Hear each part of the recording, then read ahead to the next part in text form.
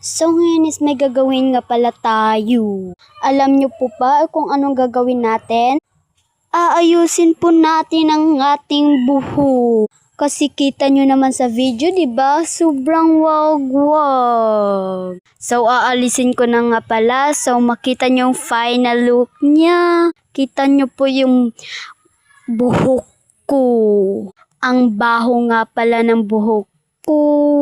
Dahil inipit ko ng basa. Kita nyo naman dyan, di ba? Para akong aswang.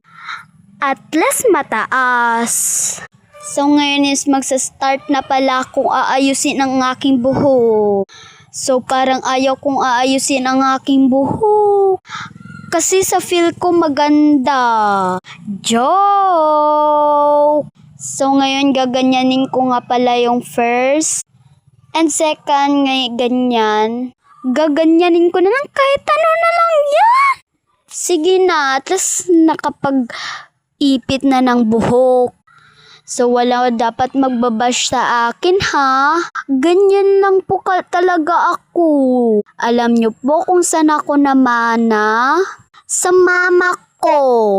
Kasi ganyan din ang buhok ng mama ko.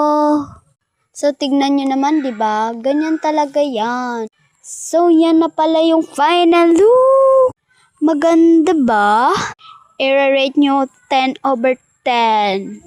Joke! 1/10. Tignan nyo po talaga yung ulo ko. So, ngayon is matapos na pala ako. Kita nyo naman, di ba may bilog dyan? Alam nyo po ba yun yan? Pimple! Bakit meron akong pimples? Baka na in love ka. Joke! And bye-bye!